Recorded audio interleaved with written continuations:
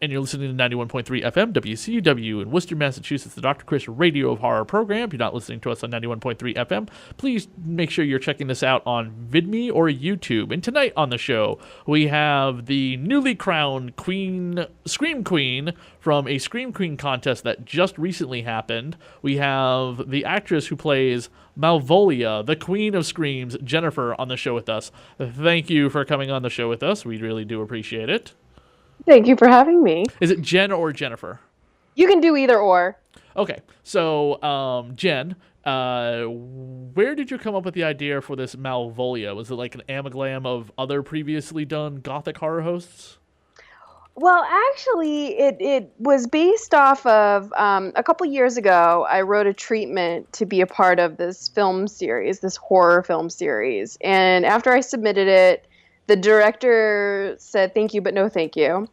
But one of the producers really encouraged me to keep writing. And I really didn't know what I wanted to do with it because I wasn't under the restrictions of the film series anymore. So I could pretty much, play and create and do whatever I wanted to do. And so I went to Scare LA, and that was the year that they were celebrating Miss Elvira.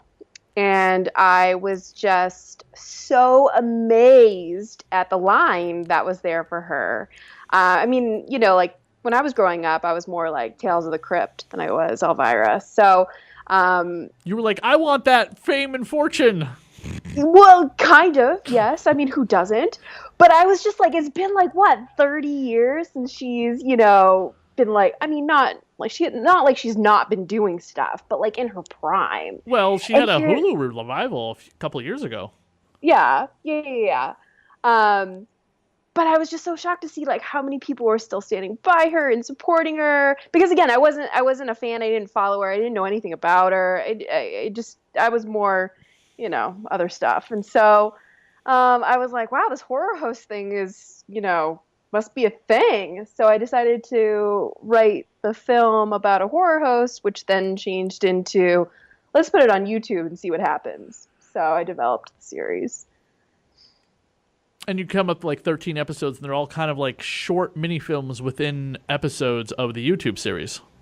Yes, I put out some feelers because I wanted to keep kind of with the whole horror host idea. But the attention span of people nowadays is like nothing. So I knew I had to keep it like really quick, short, and to the point. So I decided to really focus more on like horror short films. I am a horror filmmaker. I create a lot of short films just so that, I can act and act certain characters that I want to, create and do.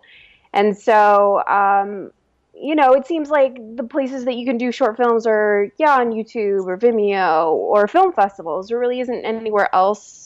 I mean, Shudder is now coming out with some short films, which I think is amazing. But there isn't like a lot of other places where people showcase short films. So I thought, well, why don't I showcase some horror short films, some feature film trailers, and also do like some YouTube kind of skit type things, but more on the horror genre. So, so that's what I decided to kind of create and motif and work. Did you have any other ideas for the look of what you wanted your Queen of Screams character to look like, besides the gothic dress, pale and tragic and long black hair and ample cleavage and stuff like that, or did you have that one look in mind? The look kind of fell together, and I think it's because I wanted to stay away from the whole Elvira idea, even though I do sport the cleavage. You do, but sometimes sport you have to fantastic, amazing. Thank cleavage. you, thank you. You have to show off your best assets. You got to work what your mama gave you. So that's what I do. Do you have a professional powderer that's like, hold on a second, let me just powder those up there, they get glistening a little bit. We were just talking kind about of batting around like drums night. or whatever. Yeah. This is purely professional. I have no interest in these whatsoever. Exactly. But when I was creating the character, I did a lot of research on Vampira, and then yes, the original horror host from the 1950s. Yes. that And then sued Elvira actually years later. yes, she did, and sadly, didn't go through with the whole lawsuit stuff because it was too expensive. But, I did a lot of research on Vampira, and then I found out that a lot of her inspiration came from the Addams Family and Morticia. So I went more Vampira, Morticia as opposed to Elvira. So that's where I kind of got the hair, and I'm a natural brunette anyway. So. Yeah, you're really curly. Is that a wig you're wearing, or did you have to straighten your hair out? Oh, straighten my hair, and then I do wear hair extensions. I know people get really weirded out when I say that because they think that's my natural hair. It is not, unfortunately. What are some of the short films within your collection of episodes that are on YouTube that you can describe? Some of your favorites, maybe. Some of my favorites. Because Well, there are a bunch of little short films within every episode, so it would take forever to go through every single episode on YouTube. But pick out some of the ones that really stand out to you that were really the best. They're all really good, but I'm sure there are certain ones that you were really like, these are the ones I'm going to promote every time I talk about it. Well, my two of my associate producers, they were the first two short films that I was able to kind of get my hands on and kind of able to showcase. So I think the first one I did was Drunk Zombies, which was written and directed by my associate producer, Alex Napawaki. And that to me is just like classic dude film. It was such a creative take on the whole zombie apocalypse type thing. If you haven't seen the short film, I don't want to describe it too much because it's definitely, standalone. You have to watch it to see it. Well, obviously you have to watch it to see it, but I mean, you have to watch it to really enjoy it, because if I just explain it, it won't be great. But he took a very creative, interesting idea on zombies and made this great short film. He's won a bunch of awards and it's been at a bunch of film festivals. He's also thinking about making it into a feature film, which I think would be so successful because every guy that watches it loves it. And then the other one is by Richard Trejo, my other associate producer, who's also my director of photography for Malvolia. And he did a short film called Passing the Stone, which is, again, such a dude film.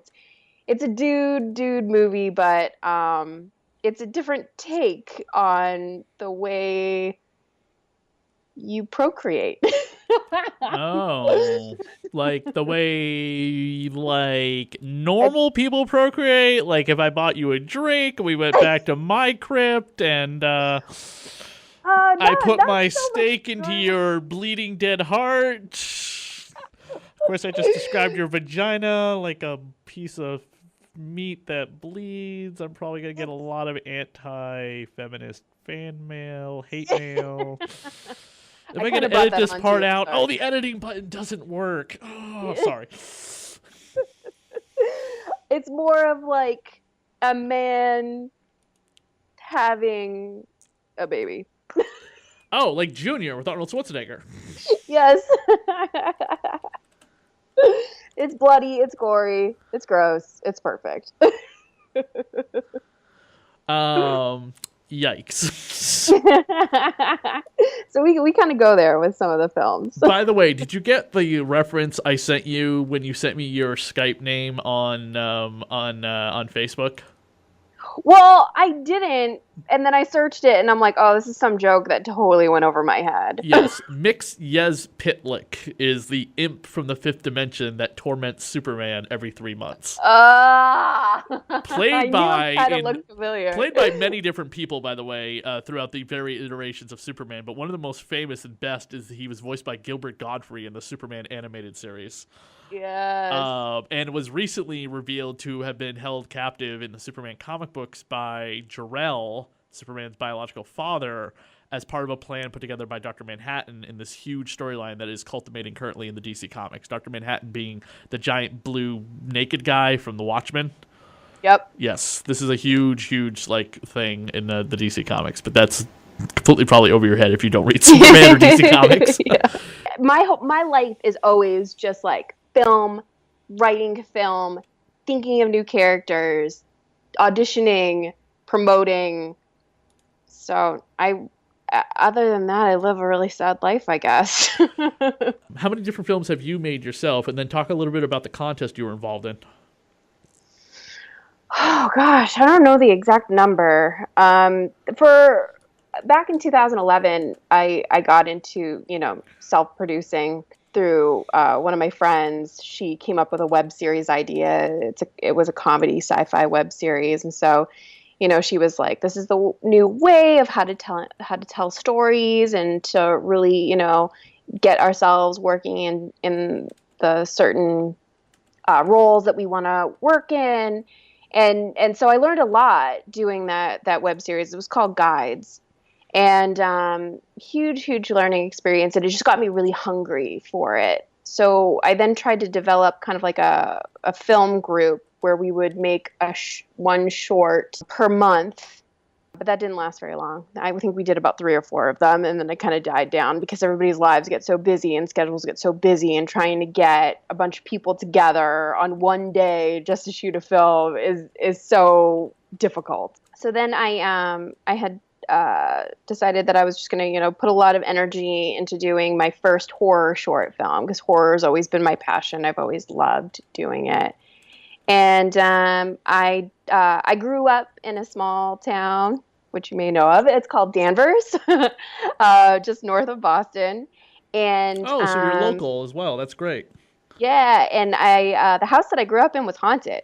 A lot of things happened. So you believe in ghosts and stuff? I do, yeah. I'll be totally honest with you, and I do say this all the time, and in fact, it's going to shock you even more what I'm going to tell you. I don't believe in ghosts.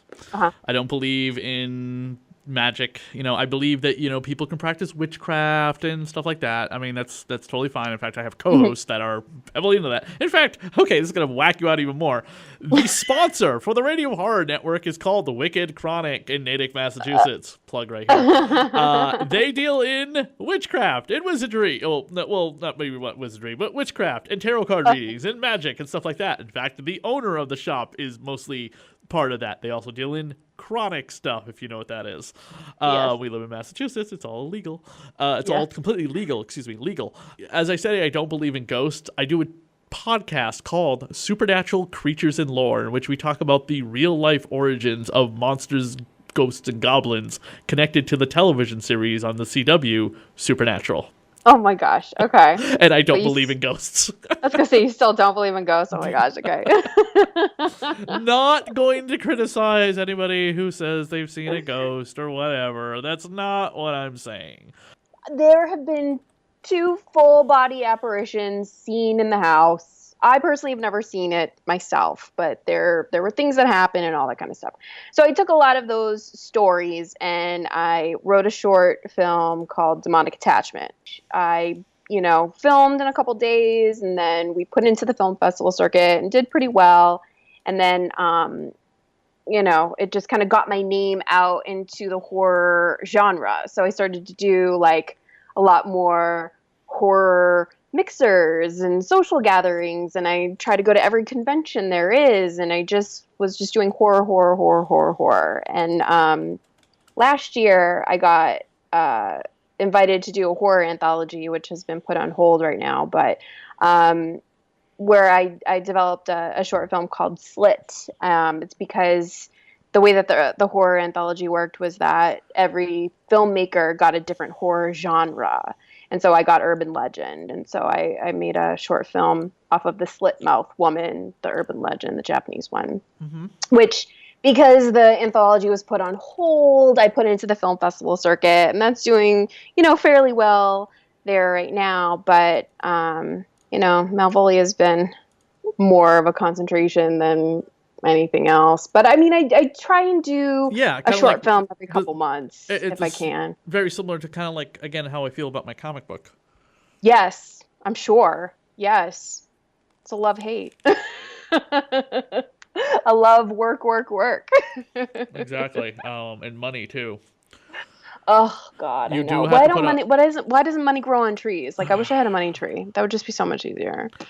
When you need to pump a lot of money into a project you're passionate about, you're going to put other stuff on hold. Yeah, for sure. And Malvolia doesn't even cost that much. Like, We film it in my living room. My backdrop is curtains. We bring tables in and put spooky things on it.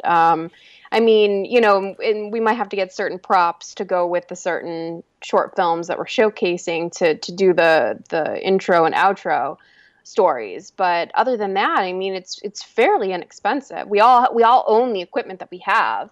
It's just finding the time to get everybody together to get it done. That's kind of like my next short film. I had to tell the lead actress that I think we're going to have to put this on hold until after Halloween. I just don't think it's a good idea for me to try and get something short filmed before Halloween. And I'm thinking about a lot of the time coming up or whatever. I'm like, well, yeah, Saturday was at a convention. Next Saturday is honestly the only Saturday I'm going to have off for anything. And through October, that I'm not going to have anything. I don't have anything to do. I have nothing to do next Saturday. It's like, should I spend it making a film, or should I spend it relaxing before the next 6 weeks take over my life, leading up through all of October, and then I have Rhode Island Comic Con coming up after October, so that's another convention. I have 3 conventions coming up that I'm going to be busy at on Saturdays, 2 of which are going to be horror-related. Then there's Halloween.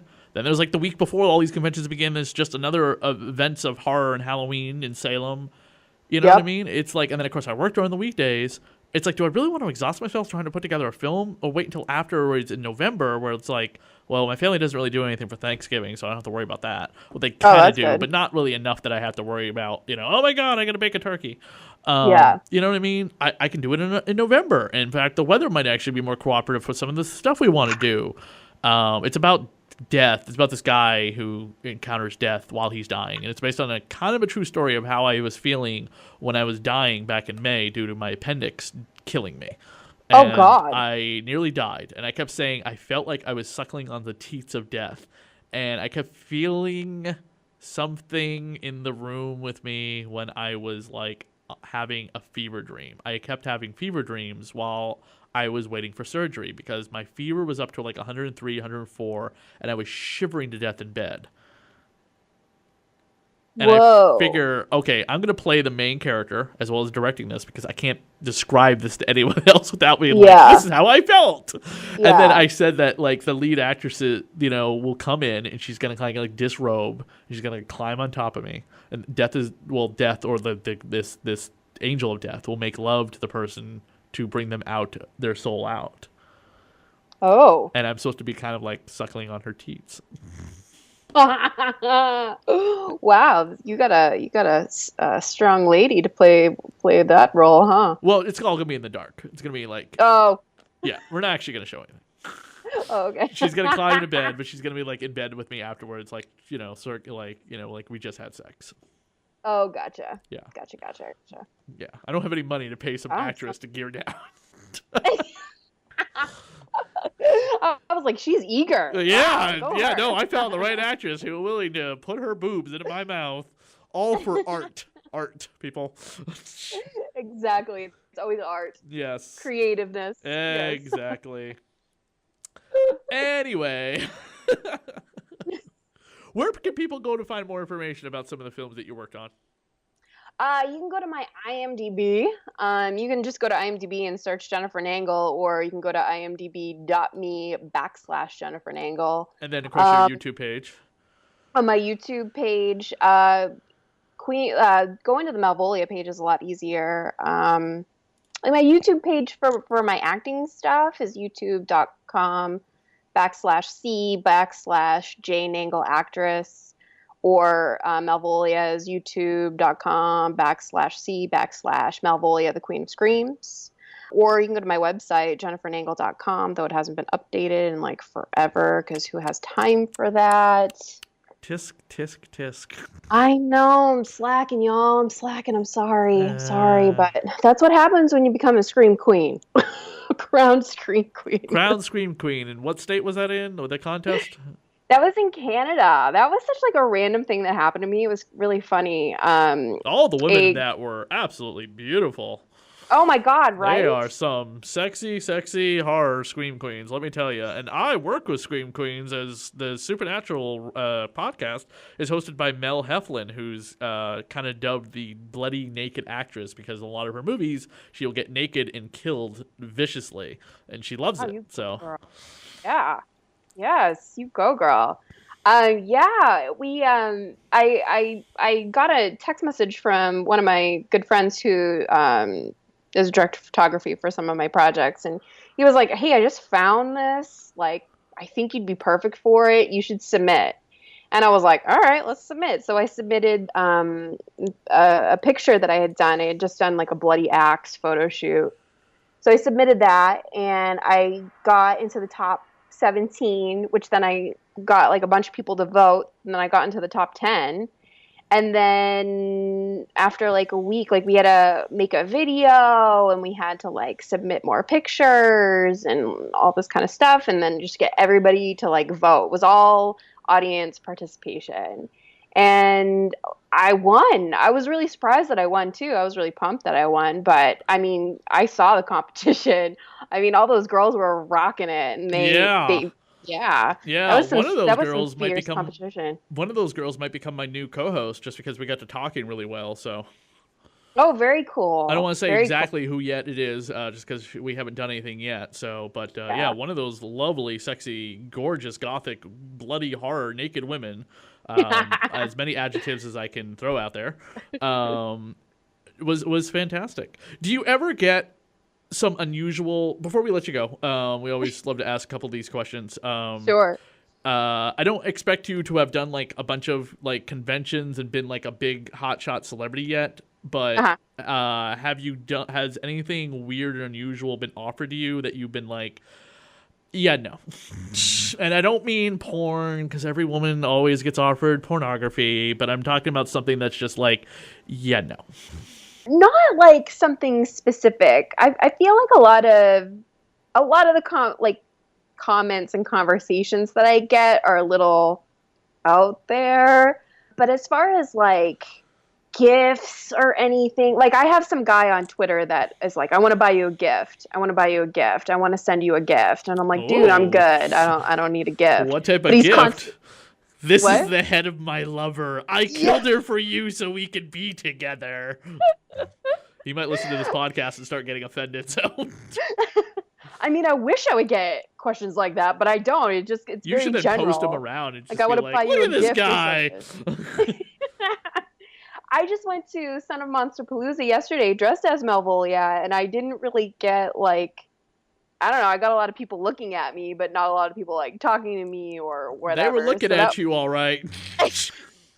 they were looking at the cleavage. That's what they were looking at. Hey, I mean, do you like? Does that offend you? Because I mean, I've talked to some women who just like they get a little, and I mean, just like I don't want to play devil's advocate here, but they get a little offended. But it's like you're wearing this Yes. costume. Yeah. You're dressed No, no, no. as, let's say, let's use a superhero for example. Power Girl is basically like an adult version of Supergirl.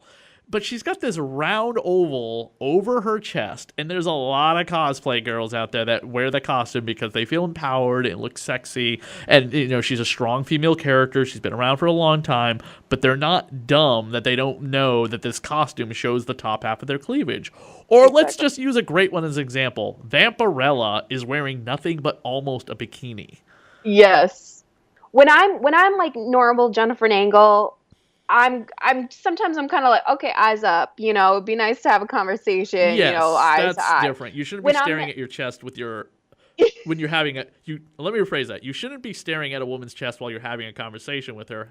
I mean, when I'm Malvolia, I don't care. I feel like it's a given, It's total given. Yeah, but when you're Jen, and you're wearing just like a t-shirt, I mean, you want it some is more respect than like Malvolia might be getting. for sure. Because even But though at you're the wearing a same time, I t-shirt, know the that boobs are everybody's still going to human. be the same size, Yeah, I'm fine with it either way. It's just when you're staring a little too long, it's like, okay, all right. Maybe you should write a guide about this. You know what I mean? Like when you're wearing a costume like this, and when it's okay and not okay to be, or if you like, let's say you do an interview as the Malvolia or something. Like we were talking about Elvira earlier. Elvira. Mhm. Elvira, like would flaunt the hell out of Yes. herself.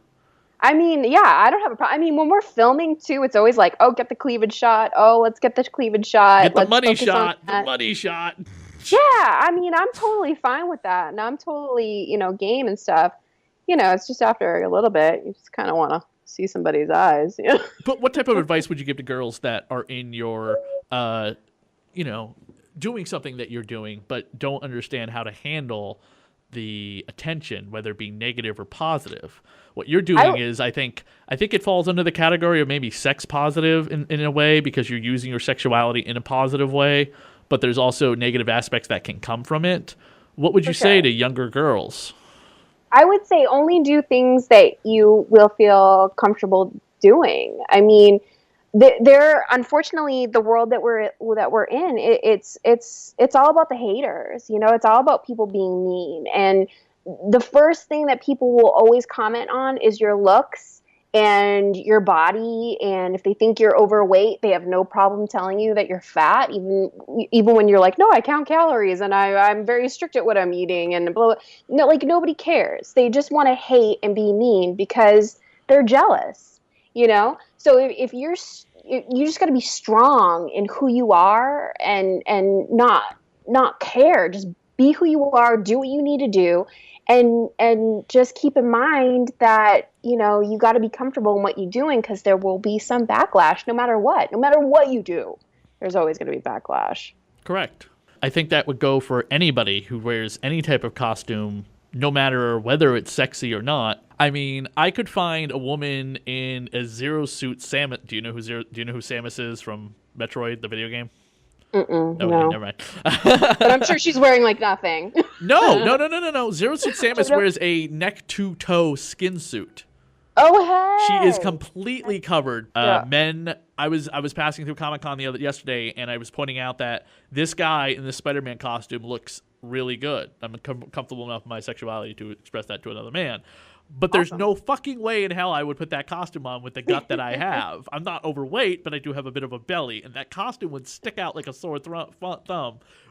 My belly would stick out like a sore thumb in that Spider-Man costume. Because let's face it, Spider-Man wears a head-to-toe costume that clings to him. For guys, that could be a little bit... Skin. Exactly. So a woman wearing something like that, you'd have to be extremely brave. I see women walking around as like Princess Leia in the slave girl outfit, which is just a bikini. Damn, those girls, yes. Or it's from the Suicide Squad. What's her name? The witch, the villain of the Suicide Squad. The Enchantress. Yeah. Same thing, you know what I mean? And it's like, wow. I said to the woman yesterday who was dressed as the Enchantress, I love that costume, and I give you much respect for being very brave. And she's like, oh, thank you. Yes.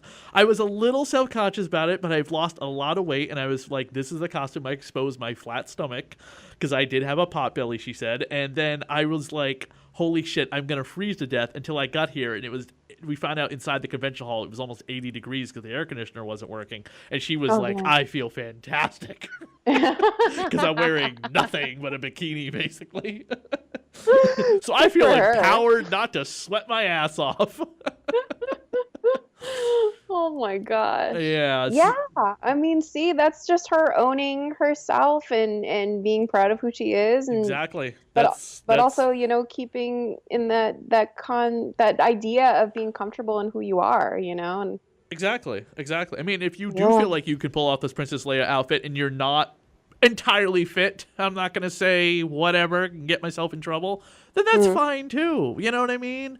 There might be as much criticism. Yeah, just own it. There might be as much criticism as there is in the girl who's a 10 out of 10. Yeah. Whatever. You know what I mean? There's beauty in everything. Yeah. So, I mean, if you're skinny and you like a size 0, you don't eat enough, or you're anorexic. But then if you eat too much, you're too fat. And then if you're in the middle, like, you're just normal and you really need to lose a couple pounds. I mean, you just can't win no matter what it is. No matter what it is. You're damn right.